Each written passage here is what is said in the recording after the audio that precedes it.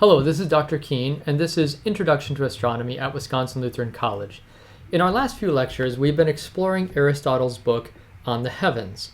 We are in Chapter 3 of A Student's Guide to the Great Physics Texts. In this lecture, I want to move on to Aristotle's chapters 11 and 12. This is on page 21 and 22 and 23 in A Student's Guide to the Great Physics Texts. In chapter 11, Aristotle asks the question, what is the shape, or rather, what are the shapes of the stars? This is a very short chapter for Aristotle, and he answers this quite quickly. He says that the stars are in the shapes of spheres. Why are they in the shapes of the spheres? Well, he gives two reasons for this.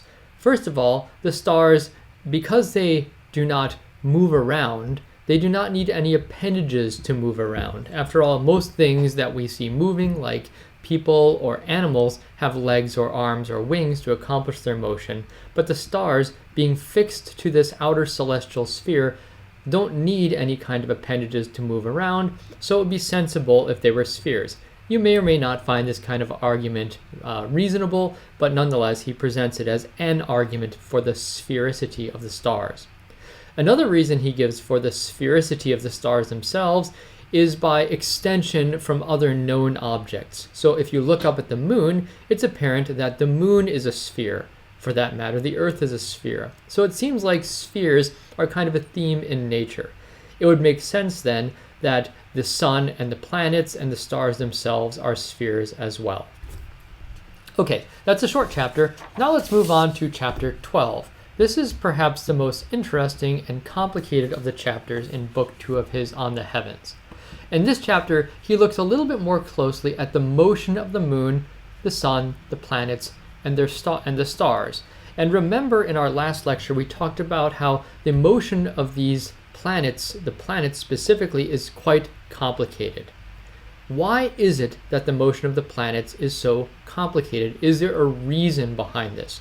And again, the underlying assumption here is that nature is intelligible. There must be a reason.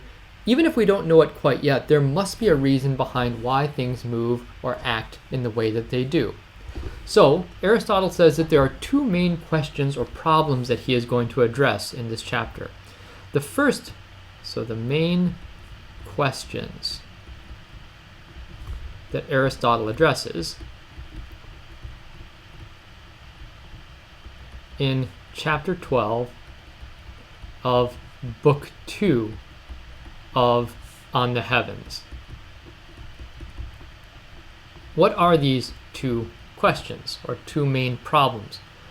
The first has to do with whether or not there is a pattern, a discernible pattern, to the motion of the heavenly objects. So let me just give some background here. Remember, in this worldview, the Earth is at the center of this celestial sphere. The celestial sphere, draw out here, it's an enormous celestial sphere, and on this celestial sphere there are stars, many stars, right? And this whole thing is orbiting around, or rotating around the Earth about this axis, like this. So the Earth is sitting at the center, the Earth is stationary, right? The stars are fixed to this primary, he would call it the primary sphere, I think is what he refers to it. We might call it the outermost sphere, right? And they're undergoing, so the Earth is stationary, the stars are fixed to this primary sphere, and the stars are executing the simplest motion, or this primary celestial sphere executes simple motion. That is, it rotates around once per day. This is a very simple kind of motion. In fact, it's the simplest motion of any of these spheres. Well, what about the ones that are closest to the Earth, like the sphere on which the moon is located? Well, this sphere executes a little bit more complicated motion. It rotates around once per day, but the moon also retrogresses, as I mentioned in my previous lecture. It retrogresses through the zodiac over the course of the year. So the nearby sphere the one on which the moon orbits, executes a bit more complicated motion, or a bit more complex motion, right? So the simplest motion is this big celestial sphere. This one right here executes a bit more complex motion. But what about the planets? Well, the planets are in this region right here between the moon and the sphere of stars. And here is precisely the problem, is that the planets execute very complex motion. Rather, the spheres on which the planets are orbiting execute very complex motion. Now, here is the puzzle. Here's the problem that Aristotle is bringing up. One would think, or one would hope, that there would be some kind of pattern, either from simple to complex, or from complex to simple. So one would hope to see, or one would expect, a discernible pattern. That is, as you go from outside, the farthest out, toward the inside, that is closest to the Earth, you would expect to see a simple to complex progression, you might say. Or perhaps a complex to simple progression, but that's not at all what you see. You see simple motion out here, relatively simple motion in here, and then complex in the middle. So on the contrary, the intermediate region in which the planets are located exhibits the most complicated motion.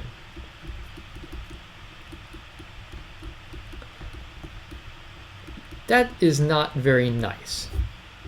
Why? Why does this intermediate region exhibit the most complex motion? And in order to answer this kind of question, which is admittedly, Aristotle says, very difficult, we need to understand a little bit more about the just general question of why things in nature move, or why do they change at all. So we're going to digress for a moment to talk about, and this is really how Aristotle approaches this question, how do we understand changes or motion in nature generally? And there are kind of two things that we need to think about here. First of all, the fact is that things do move or act or change in nature so as to achieve an end or a goal or a purpose. Okay, this is the way that Aristotle is thinking about changes in nature generally. So let's think about a few different examples. Maybe this will clarify it. So we have these elements, or the inanimate things in nature like earth, fire, air, and water. But if you want to, you can insert a modern conception like carbon or nitrogen, these kinds of rudimentary building blocks of nature. Aristotle would say that these move so as to achieve their goal, or in his case, the proper place where they belong. Okay, so earth seeks to be at the center of the universe. Air or fire, on the other hand, seek to be away from the center of the universe. They have a goal or a purpose or an end, and their essence or their purpose, their motion, acts so as to achieve that end. But that's not only the case with inanimate things like rocks or water or fire or air, it's also the case for animate things. For example, seeds, when you plant them in the ground, they sprout so as to grow into a tree. Trees act or change in such a way as to acquire nutrients, that is, so that they can flourish and grow. Trees also blossom. They undergo change, they blossom so as to reproduce and make new trees. Animals also undergo changes or motion so as to attain some particular end. So, for example, squirrels will run around gathering nuts. Why do they do this? So that they can grow and flourish and reproduce. You and other people, man generally, reads or studies or listens to physics lectures with a goal in mind so that they might understand nature. These changes or actions or motions are all aimed at achieving a particular end. notice that some of these things undergo these conscious, they act consciously. They're aware of what they're doing as they try to achieve their goal or their end, people and animals. Other ones are unconscious, and yet they still act to achieve an end. So trees are not conscious, at least they don't communicate to us. And Aristotle would say that they're not conscious, they're not sentient beings, and yet they still act so as to achieve certain ends.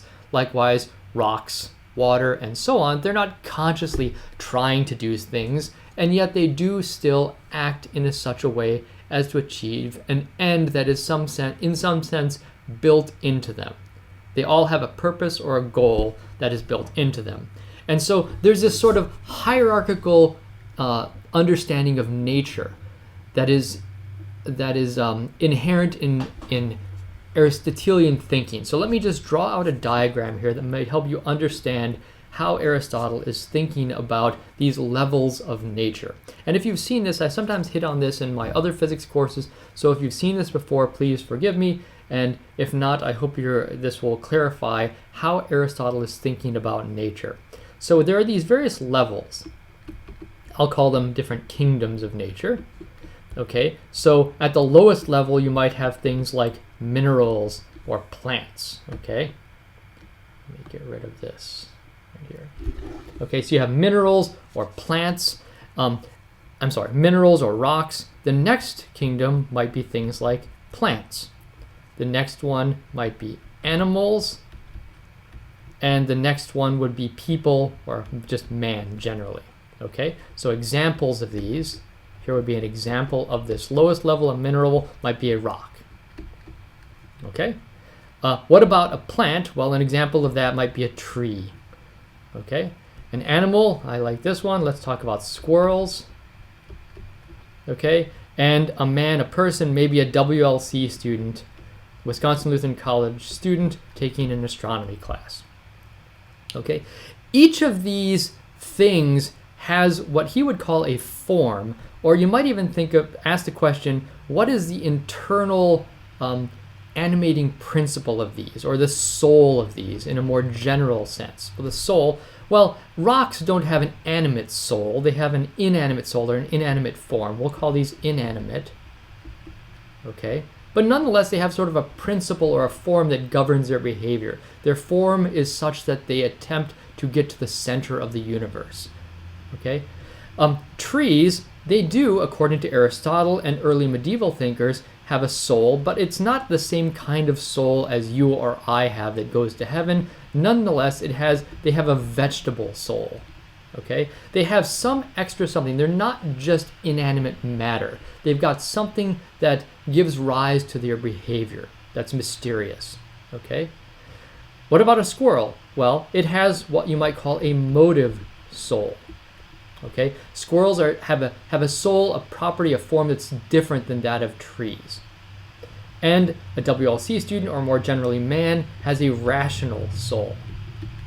Okay, and the properties of these substances are derived from the type of soul or form that they have. Okay, so a rock might have certain properties that derive from the kind of thing that it is. So a rock might be hard. Okay, these are examples. And they might have magnetism.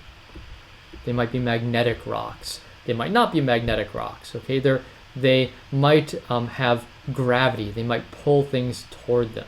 Okay, so these are kind of more modern notions, but they're derivative of the kind of thing that they are. What about trees or plants? Well, the vegetable soul gives rise to their ability to grow, to flourish, to reproduce. Those are the properties that arise from what they are. What about animals? They have a motive soul, which means in addition to their ability to grow, flourish, and reproduce, they've got a little bit of something extra. They are sentient. They're conscious. Another way of thinking about it. They're conscious, and they're able to move around in order to accomplish the purposes that they have. Okay?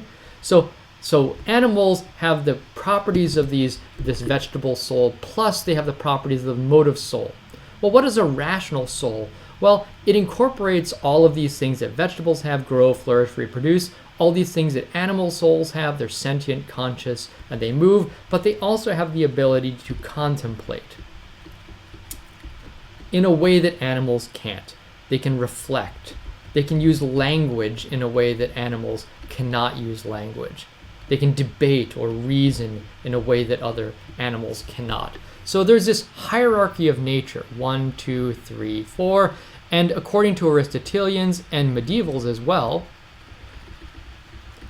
there's a dividing line here between inanimate and animate, but all these would have a soul in some sense. Again, different kinds of souls, nonetheless, they have souls, okay? Now, where are we going with this? Well, all things, they act so as to achieve the goals or purpose for the kind of things that they are. And things are said to be good insofar as they match what they are, or at least what they should be. And they are said to be bad insofar as they are deficient or lack or deprived of something that they should be or have. So let me give you an example. So we might say that a triangle is good insofar as it has 3 straight sides and sharp angles. And it is a bad triangle insofar as it doesn't approximate the ideal essence of a triangle. Maybe it's squiggly, or when you're drawing it, you're shaking, or you have little gaps in it. That would be a bad triangle. But that notion of good and bad doesn't just apply to triangles or mathematical objects. It also applies to everything. So for example, a squirrel is a good squirrel insofar as it does what a squirrel should do. It gathers nuts for winter. It has a tail, and so on. A bad squirrel would be one that is lacking or deprived in some way. So maybe it's missing its tail. That would be a bad squirrel. Or maybe it sits around licking rocks instead of collecting nuts. Insofar as it does that, it would be a bad squirrel. Likewise, a person is a good person insofar as they are what a person should be. That is, having certain virtues: wise, just, courageous, healthy, and so on. In other words, what humans were like before the fall. That would be a good person. And a bad person would be a person who lacks these kind of virtues. That is a post-fall kind of person.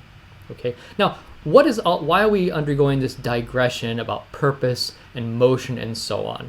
Well, because this is how Aristotle is going to be thinking about the motion of the planets. He says, perhaps we should not be thinking of the planets and the moon and the sun and the spheres on which they're riding as inanimate kind of things. That is, things that are in that first kingdom that we were talking about, the mineral kingdom. Perhaps we should be thinking them more along the lines of animate things like plants or animals. This may sound very strange to your ears, but he said, why would he say this? He says maybe that would help to explain their more complicated motions. After all, just as animals and people undergo very complex motions in order to achieve their diverse ends and goals, so too perhaps these celestial spheres may need to have an animate soul in a sense, so as to explain their more complex motions. That is, they're undergoing these complex motions precisely because they have more complex and diverse goals or ends or purposes. So you can see how sort of this understanding that nature has, that Aristotle has of nature and the classification can in a sense explain the sorts of relationships between what they're doing and their purposes or ends. And again, this might sound very strange to you, but what exactly, if you're going to disagree with this, what exactly is wrong with it? We're going to come across these ideas a little bit later when we read, once again, the work of Johannes Kepler, the 16th century German Lutheran philosopher and astronomer. And he is going to go back into Aristotle and try to answer these exact sorts of questions that Aristotle is bringing up here. He's going to ask the question, are the planets animate? Do we need to appeal to an essential nature that is animate in order to understand what planets are doing or why they are? He is going to argue that no, the planets are not in fact animate. We don't need to have a mind or a soul of any sort inside of the planets to account for their complex motion. He agrees their motion is very complicated, but you don't need to, he says, appeal to an animate mind or soul within them in order to account for their motion. He is going to argue that these complex motions of the planets, their motion in, he's going to say, elliptical orbits around the sun, can be accounted for by there being a mind external to them that is imposing a law of physics on them that they're obeying. And this is, in other words, there's a law imposed from the outside on the planets. They're not moving by virtue of their essence or their purpose that is inherent to themselves. By the way, this is really what we're seeing with Aristotle and then later with Kepler, is really a transition between ancient or traditional thinking and a more modern viewpoint. In the ancient and traditional way of thinking about these things, nature had built into it sort of essential powers. And when you saw things moving or acting, it's because of their essence or their nature that was carrying out what they were doing. Okay? In the modern view, nature is in a sense dead or inanimate. And any order that we see within nature is really imposed on it from the outside. Okay? So it's imposed by God, the laws of physics that are imposed upon nature from the outside. And later on, in the more modern period, in fact, as we get into the 19th and 20th century, this order still is recognized to exist, but nature isn't seen as animate, and in many cases, philosophers are rejecting the existence of God, and so nature, in a sense, becomes unintelligible. Where does this order come from? Nobody really knows. Okay? So finally, before I end this lecture, let me talk a little bit more about the final question that Aristotle is going to try to address in this book 12. There's a lot of interesting stuff in book 12. One of the final question he asks is why, this is a different question, why are there so many stars on the outer celestial sphere, but there's only one planet or one moon or one sun on these inner celestial spheres? And the reason he gives, and again, I don't think he's entirely happy with this explanation. Nonetheless, he throws it out as a possible reason, or he provides it as a possible reason. He says it would make sense from a balance or symmetry perspective. The outer sphere, he says, which has a single simple rotary motion, has many stars on it, or many bodies populating that sphere. The inner spheres, which have these very complex motions, have only one body occupying them, either the moon or the sun or the planets. So whereas the outer sphere has a simple motion, it has many bodies, the inner spheres have complex motions and they have one body. So there's kind of a balance that is apparent in nature here. Okay, that is all I want to say about this chapter, and next time we'll talk about chapter 4 in A Student's Guide to the Great Physics Texts.